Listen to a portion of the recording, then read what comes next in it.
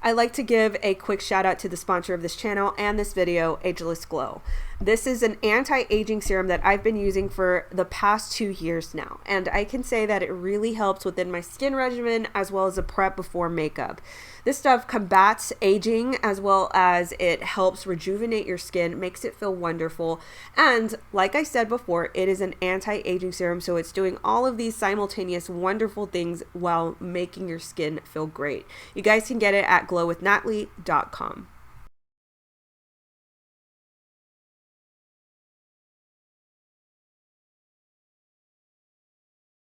Muchachos y muchachas, what's going on, friends, and welcome back to the Chris Cornell series, in which I will be exploring questions about his passings, the timelines, and the things said of Chris Cornell himself and his demeanor that night.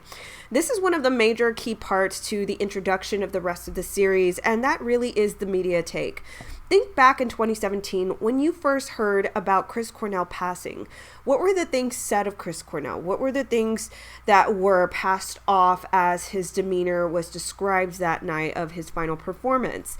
Well, I had a lot of questions as I began my research in all of this, and I found it very critical to not only just take the words of the viral articles that were passed around and circulated back in the day, but also find actual pieces of his performance, some prior, and actually do some comparison to see if these words really match up with, what was said of him that night. So with that being said, take a look at the media take back in that day and keep your mind open with the way that your mind was shifted and molded with the initial reports.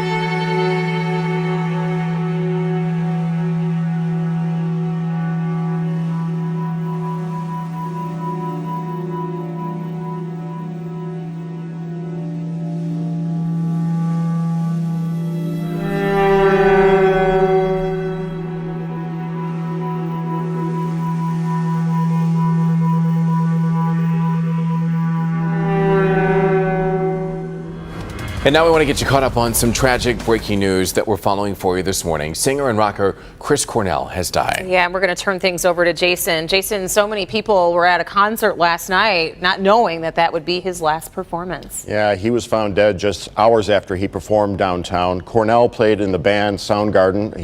He passed away overnight. Breaking news update in the last 15 minutes. The medical examiner has confirmed that rocker Chris Cornell has committed suicide.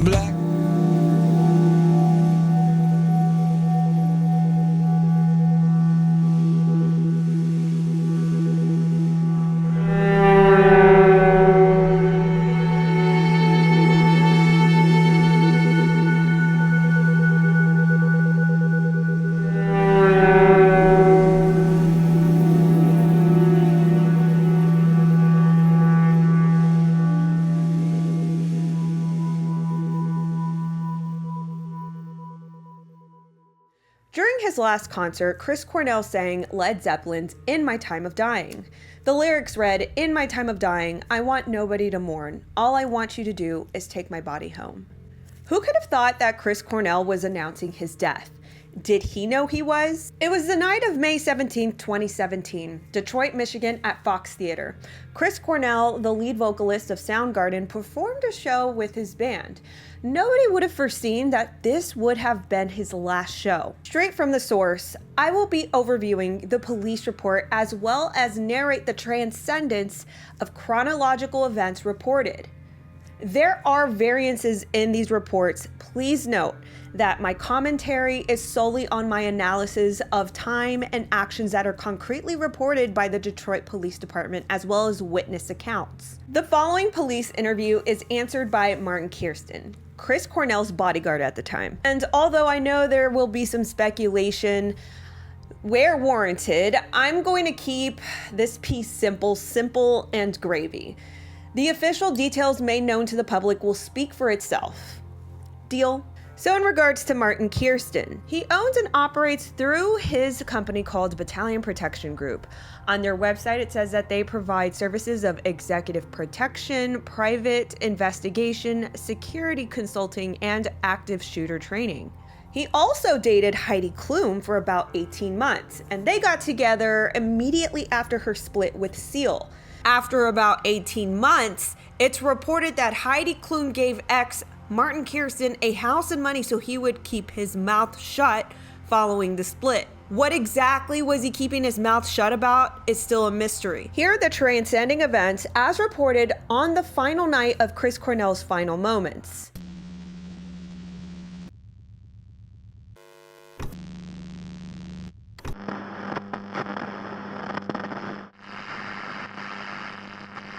Do you understand that the statement is being taken in conjunction with a death investigation?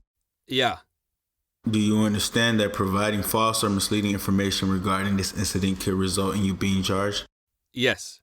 What can you tell me about the incident that resulted in the death of Chris Cornell? Christopher is the lead singer of Soundgarden. We completed a show at the Fox Theater at approximately 11 p.m. We had a police escort back to the hotel. Chris signed autographs, then we came up to the room. I gave him his 2 sleeping pills and went back to my room. And what happened next? Chris called me and said that Apple TV was not working. I arranged for Hotel IT to bring the remote that provides access to the hotel's network. That was around 11:34 p.m. And what happened next? I was in my room and was watching television when I received a phone call from his wife, Vicky. She sounded angry because he wasn't responding to his phone. She told me to go to the room and check on Chris. Did you go to the room? I came to the room and was unable to get in because of the interior latch. I went back to my room and called for hotel security to come and open the door. They refused, saying it wasn't my room, although I told them that he was my employer and that I had a key. What did you do next? I told Vicky that they wouldn't come open the door, and she told me to kick it open. I did. Upon entry, I found the bedroom door locked. I called the hotel operator and told her that I needed security to open the bedroom door. They refused again, and I told them that I'm going to damage the hotel room and that they need to send security, call 911, and call an ambulance. What happened next? I kicked the bedroom door 6 to 7 times before somehow it popped open. I went inside and the bathroom door was partially opened and I could see his feet. And what was your next action? I saw the band around his neck. He was on the floor. I forced the band from wherever it was hanging and attempted to loosen the band from around his neck and began chest compressions with, I believe, my left hand. What happened next? The hotel EMT came in, directed me to stand aside, and she began working on him. Other personnel started arriving, hotel security, medical staff and EMS, and Detroit PD. What happened next? They conducted life-saving protocols for a long time, maybe an hour. Then, who I believe was a doctor, called the time of death. Is there anything more that you can attest about this incident? Vicky was on the phone the whole time asking for updates. She told me that she called the front desk and they hung up on her. It was a female. She called back a couple minutes later and a male answered saying that he was hearing about the incident. The handwritten police interview explains that Martin Craig 𝘏𝘏𝘮𝘢, regarded as Chris's bodyguard, reported that at 11 p.m. they had police escort them back to the hotel. Then it states that Chris signed autographs and then went up to the room. This is really the only official documented beginning account of the events unfolding Chris Cornell's death, but it made me curious as to what happened between Chris walking off stage and this point of time. So let's take it back before we go into further details, as I feel that much context is needed that night so we can gather this information. There were two journalists that were at his final concert, and I would say each one of their perspectives were different. From the time Chris Cornell's death was announced, I remember one article taking off in viral fashion as it alluded to Chris's demeanor that night. In my opinion, it took a strong undertone of alluding to his mental health that night. From this train of thought, it really led people to not question the narrative much further. This article was the most circulated account of his performance. Coming from Detroit Free Press, a journalist by the name of Ashley Zlatopolsky reported,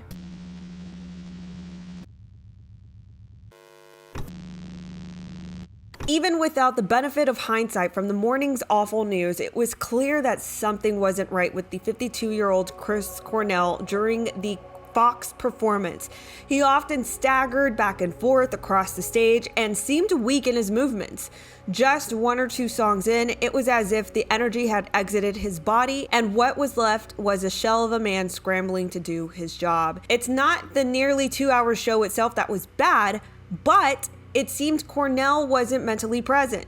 He missed words, sometimes entire blocks, letting the crowd sing the parts of the songs he didn't. Nobody complained. In fact, audience of about 5,000 seemed to love it. Cornell was visibly agitated at times. He walked off stage for several minutes before playing "Been Away Too Long," causing the band to start over and leaving them playing instrumentals to fill the gap. When he came back on stage, he made a move it alongs motion with the sign. Bandmate and bassist Ben Shepherd laughed it off, but then Cornell took to the mic to complain that he didn't have a backup guitar. There was Cornell's irritability. His vocals were often lagging, not in sync with the music. At times, he stopped singing completely and gave up for several seconds before catching back on with his bandmates. Later on down the article, she mentions how Chris Cornell adored the crowd, and then goes into this one line, which at the time seemed innocuous, sticks. "I feel bad for the next city," Cornell said over the mic. The quote came just after mentioning that nothing could ever top Detroit. Now it has a much deeper, heartbreaking meaning. I'll place emphasis and perspective on this part a little bit later. She chases that statement by then saying, just a handful of songs saw Cornell immersed, Fell on Black Days, and the show's closer, the second song of the encore, Slaves and Bulldozers. The latter included a refrain from Led Zeppelin's In My Time of Dying, which the band has covered before. It was written as a spiritual song about death. Reminding you that this is just one person's perspective. A perspective that, in my opinion, really paved way for the undertones of his death.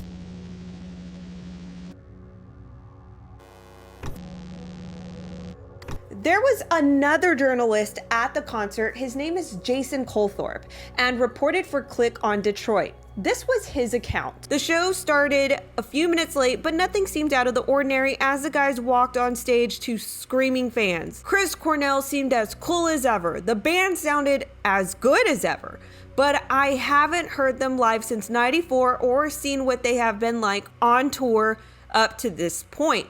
Right out of the gate, I thought his voice wasn't 100% and was a little underwhelmed by his stage performance. Still, I thought it was a great show.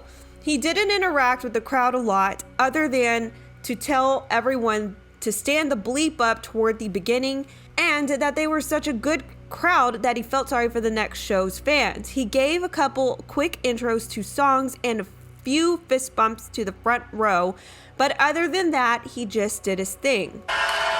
It's great to be back here. Honestly,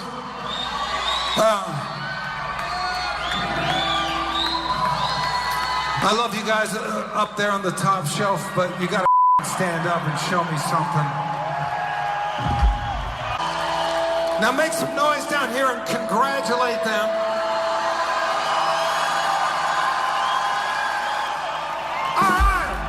you. That's the spirit. He continues, when they powered through Spoon Man and outshined back to back early on, I was that 18-year-old kid again rocking out with pure joy.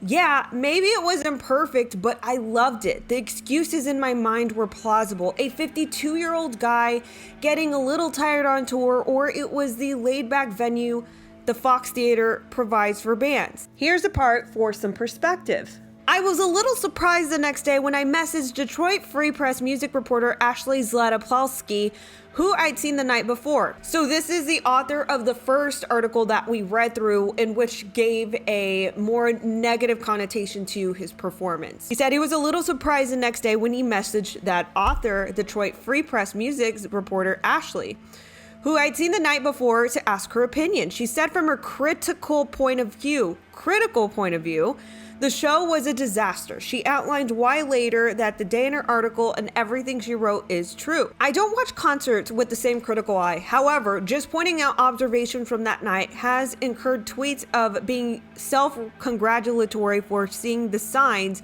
when there were truly none. I'm certainly not patting myself on the back for anything, but knowing what we know, obviously we're going to analyze every move from that night. So just so you understand, Jason, the reporter for this article, reached out to Ashley, the other reporter from the first article we read out. So I just want to point out that Jason, the reporter in the Click on Detroit article, seems to allude in his account that he didn't initially have the same experience or initial impression of Chris's demeanor as what Ashley suggested. And it also seems that maybe his opinion could have been impacted by Ashley's experience when he reached out to her.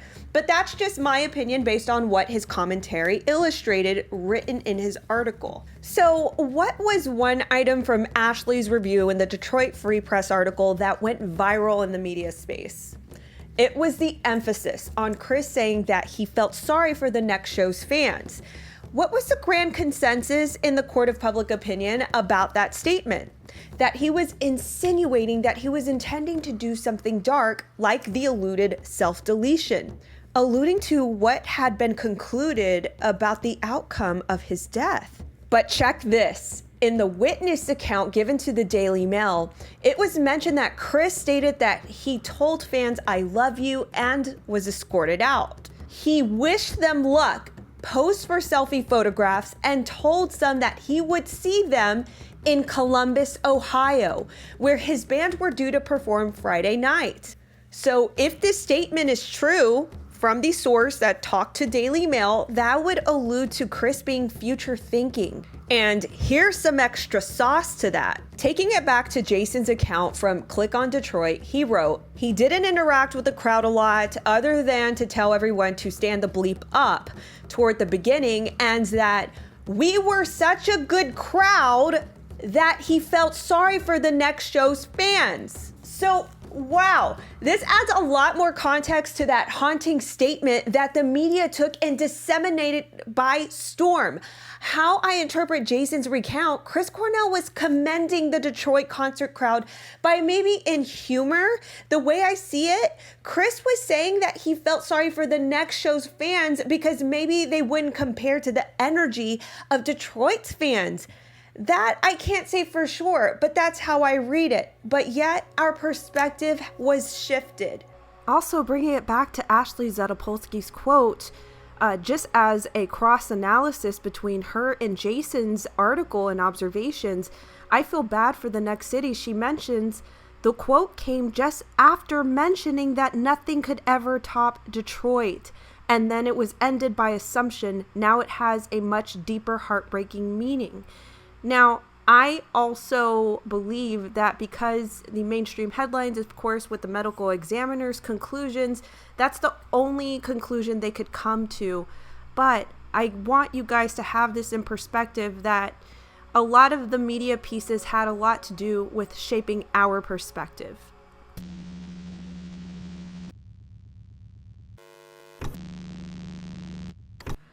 Another part of her article that's worth examining is her mentioning that they performed a cover of Led Zeppelin's In My Time of Dying, alluding to maybe some notion that Chris Cornell sang that in reference to his intentions, again, being underlyingly dark.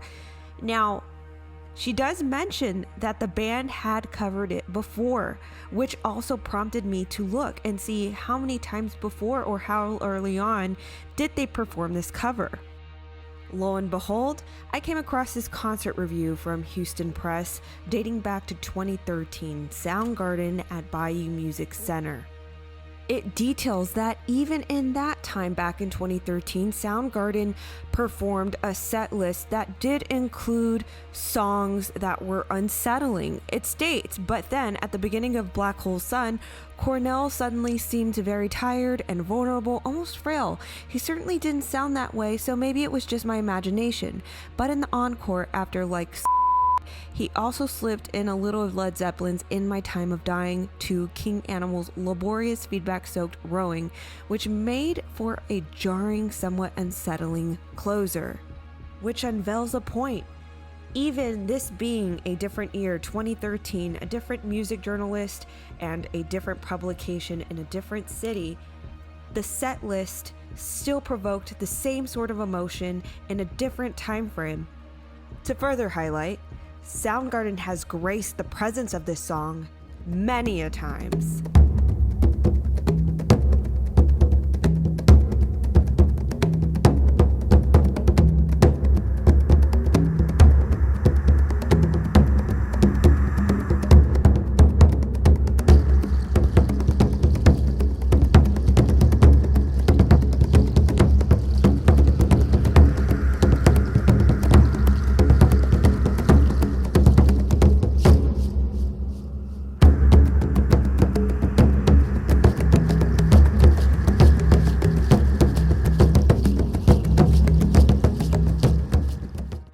As you see, Soundgarden has played this particular song over and over throughout the year. So does it seem so out of the ordinary that he would play it on one of his last performances? For crying out loud, he played it 7 days before his final performance. And then another thing, was it just solely Chris Cornell's decision to play In My Time of Dying, or was it a collective decision between the bandmates and management? I mean, these are things that makes me wonder.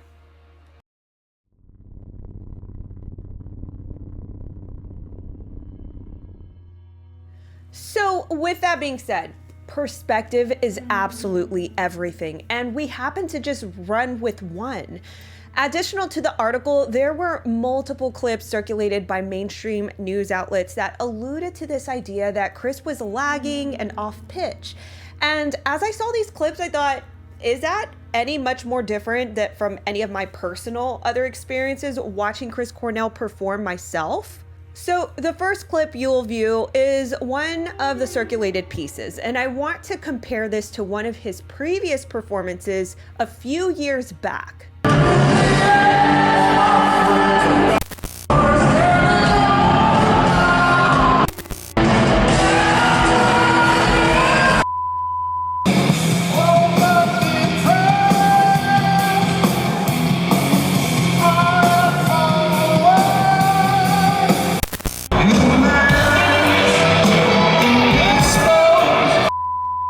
Now, given the perspective that the media wants us to have, sure, we might put on a closer lens to parts that we can be critical of in whichever event or tragedy that is being portrayed. But as I take a few steps back to compare these two time settings, I really don't see much difference in the quality of his performances. The night of May 17, 2017, or in before years. In Ashley's account in her article for Detroit Free Press, let's revisit what she stated. It wasn't the nearly 2-hour show itself that was bad, but it seemed like Cornell wasn't mentally present. He missed words, sometimes the entire blocks, letting the crowd sing the parts of the songs he didn't. Nobody complained. In fact, the audience of about 5,000 seemed to love it. So, given her personal observation, I now want to play this clip of Chris Cornell speaking between songs at his last performance. with one's perspective of him being agitated, off pitch, and just not himself. From what I personally observe, he seems to be visibly and audibly put together. He seems clear and articulate and doesn't seem to slur his words. I'll let you observe for yourself.